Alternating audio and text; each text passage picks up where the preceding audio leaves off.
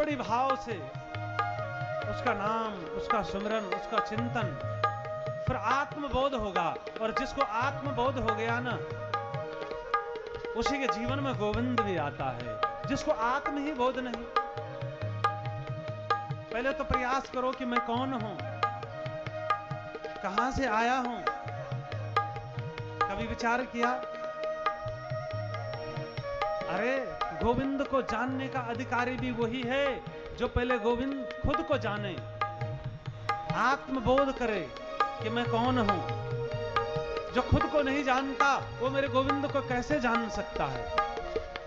बोले कौन हूं मैं और कहां से आया, कौन हूं मैं और कहां से आया, कौन हूं मैं और कहां से आया, कौन हूं मैं और कहां से आया, ये भी ना मैं जान सका,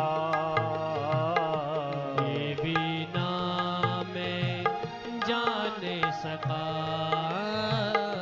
कौन हूं मैं और कहां से आया, ये भी ना मैं जान सका, ये भी ना मैं जान सका। पहले आत्मबोध करो, आत्मचिंतन करो कि मैं कौन हूं, कहां से आया हूं, कौन हूं मैं। यही चिंतन नहीं, जो खुद को जिसने खुद को जानने की चेष्टा नहीं की, कभी ब्रह्म मुहूर्त में उठकर ध्यान नहीं किया, और ध्यान ही है जो आत्मबोध कराएगा,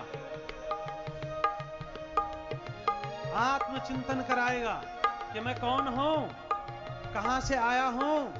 क्योंकि यह शरीर तो यही बना है और यही अंत में राख हो जाएगा, मिट्टी में मिल जाएगा।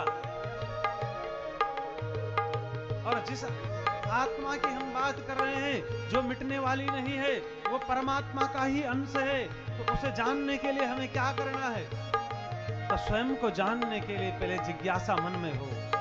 और जो स्वयं को जान जाता है कि मैं कौन हूं, कहां से आया हूं, फिर जब जानने की जिज्ञासा उसके अंदर जागती है तो गोविंद उसके अंतःकरण में प्रवेश कर जाते हैं और वो खुद को भी जानने लगता है और उस जगन्नाथ को भी जानने लग जाता है।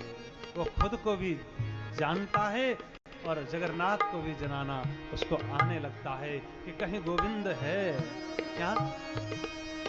पर ये होगा कब? जब ध्यान करो।